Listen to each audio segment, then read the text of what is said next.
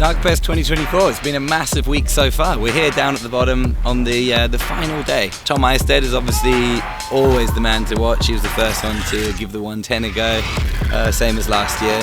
BMW's doing some incredible runs. All the girls are pretty much lapping top to bottom, which is amazing to see. New guy Dylan Stark was doing 180s on the step up. Kurtis Downs has got some amazing tricks as always. So this actually is, I think, the 7th, actually it's the 8th DarkFest, but the 7th one here in Stellenbosch. Never would have thought 7 years later people would still be excited to watch and guys would still be excited to sort of try new stuff. And I think a whole genre of riding that's sort of still pretty unexplored in the big air category, and I think it's still got a long way to go, and hopefully we can be at the forefront of it for many years to come.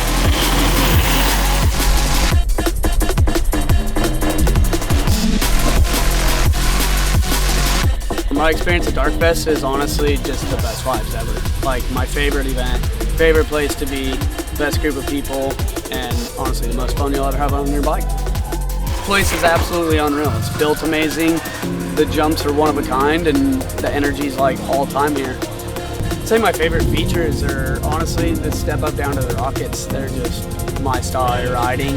You get one good party jump and then you get some massive jumps that scare you, but they're still so much fun and really trickable. Every rider's impressive out here. I would say I always look forward to watching Enstead, Ice-T. You learn so much from him just watching him ride. And then probably the standout is like this Dylan Stark first ever DarkFest, and he's an absolute crusher. Amazing to watch.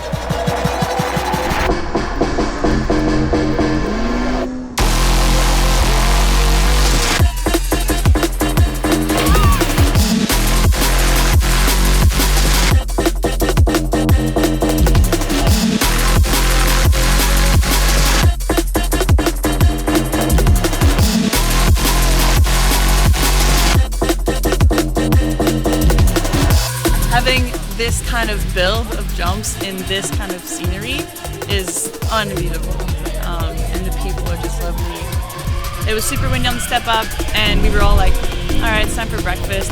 We were about to get our bikes and head down, and I saw there was a bunch of people gathered at the 90. I feel like this is the best it's been. Like if we're gonna try the 90, I think now might be the time. You kind of just feel it or you don't feel it, you know? Once we were at the top again, the weather was, you know, I could trust it, and it was just to go.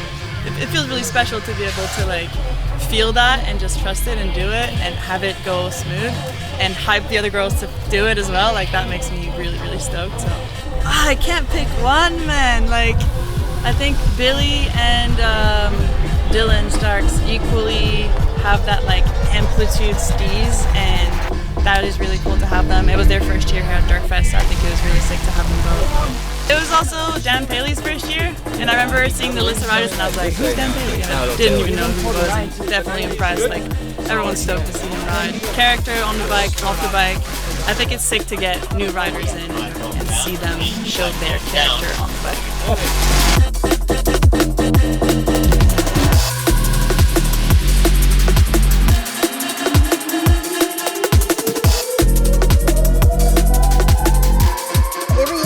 So far, it's actually my 3rd time here.